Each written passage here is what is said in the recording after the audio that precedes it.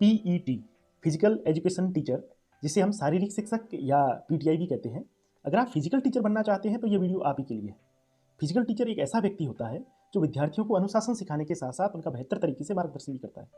इसके साथ साथ फिजिकल टीचर युवाओं को सही दिशा में ले जाने और कार्य करने के लिए मोटिवेट भी करता है। फिजिकल टीचर बनने हेतु आपके पास बहुत सारे अवसर होते हैं।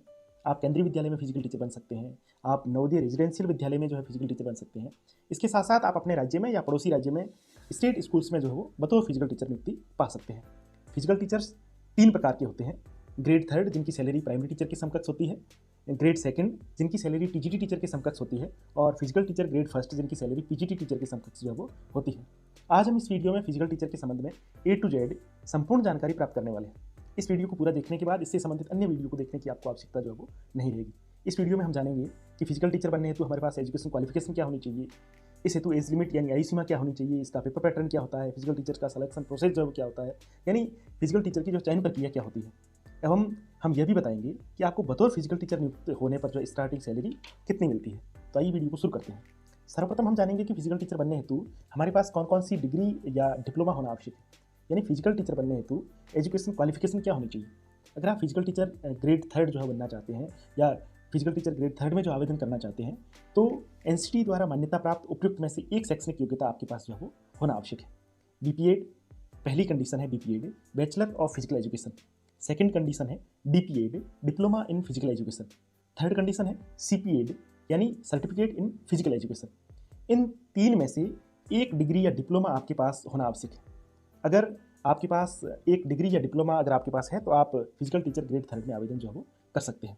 अगर आप फिजिकल टीचर ग्रेड 2 जो टीजीटी टीचर के समकक्ष होता है के लिए आवेदन करना चाहते हैं तो आपके पास एनसीटी द्वारा मान्यता प्राप्त बीपीएड यानी bachelor of physical education degree होना अति आवश्यक है। एवं अगर आप फिजिकल टीचर ग्रेड 1 जो पीजीटी टीचर के समकक्ष होता है, स्कूल लेक्चरर के समकक्ष होता है, में आवेदन करना चाहते हैं तो आपके पास एनसीटी द्वारा मान्यता प्राप्त MPEd master of physical education degree जो है होना अति आवश्यक है। अगर आपके पास एमपीएड डिग्री है तो आप ग्रेड 1 जो है फिजिकल टीचर में आवेदन कर सकते हैं। अगर आप एजुकेशन क्वालिफिकेशन यानी शैक्षणिक योग्यता पूरी कर रहे हैं तो आगे बात एज लिमिट यानी आयु सीमा की करते हैं। एज लिमिट सामान्यतः जो 35 वर्ष तक का अभ्यर्थी फिजिकल टीचर हेतु जो आवेदन कर सकता है, तथा ऊपरी आयु सीमा में ओबीसी, एससी, एसटी, दिव्यांग या अन्य कैटेगरी जो भी है जिसमें रिजर्वेशन के अनुसार जो है छूट का प्रावधान भी किया गया है। एज लिमिट अलग अलग राज्यों में अलग अलग स्टेट में जो है अलग अलग भी हो सकती है। उस रिक्रूटमेंट को आप जो है एक बार जरूर चेक कर लें। बात अगर फिजिकल टीचर की पेपर पैटर्न एवं चयन प्रक्रिया की करें तो केंद्रीय विद्यालय, नवोदय विद्यालय, स्टेट स्कूल्स की जो चयन प्रक्रिया में कुछ भिन्नताएं भी देखने को मिलती है। हम केंद्रीय विद्यालय, नवोदय विद्यालय और स्टेट स्कूल्स की चयन प्रक्रिया को विस्तृत रूप से जानेंगे। सर्वप्रथम हम बात करते हैं केंद्रीय विद्यालय की। केंद्रीय विद्यालय में फिजिकल टीचर्स बनने हेतु आपको जो है 3 चरणों से गुजरना होता है। पहला होता है रिटन एग्जाम जो 150 अंक का होता है एवं 150 ऑब्जेक्टिव टाइप के क्वेश्चन जो है रिटन एग्जाम में पूछे जाते हैं। अगर आप रिटन एग्जाम क्वालिफाई कर लेते हैं तो आपको इंटरव्यू के लिए बुलाया जाता है। इंटरव्यू 60 अंक का होता है और इंटरव्यू के बाद फाइनल मेरिट बनती है। फाइनल मेरिट रिटन एग्जाम एवं इंटरव्यू के आधार पर बनती है, जिसका अनुपात 85-15 का रहता है। अगर आप फाइनल मेरिट में सेलेक्ट हो जाते हैं, चयनित हो जाते हैं, तो आपको बतौर जो है फिजिकल टीचर केंद्रीय विद्यालय में नियुक्ति जो है वो दी जाती है। इसी प्रकार अगर बात नवोदय विद्यालय की करें, नवोदय रेजिडेंशियल विद्यालय में फिजिकल टीचर बनने हेतु भी आपको रिटन एग्जाम और इंटरव्यू से गुजरना होगा। इसमें रिटन एग्जाम जो होता है वो 180 अंक का होता है, यानी इसमें जो है 180 ऑब्जेक्टिव टाइप के क्वेश्चन जो है पूछे जाते हैं, जिसके लिए 3 घंटे का समय आपको दिया जाता है।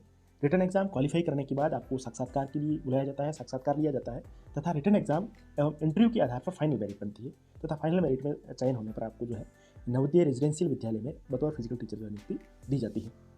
इसी प्रकार अलग अलग राज्यों में, अलग अलग स्टेट में जो फिजिकल टीचर का पेपर पैटर्न भी अलग अलग होता है। जैसे हम अगर बात राजस्थान स्टेट की करें तो राजस्थान में फिजिकल टीचर का जो चयन होता है वो केवल रिटन एग्जाम के आधार पर होता है।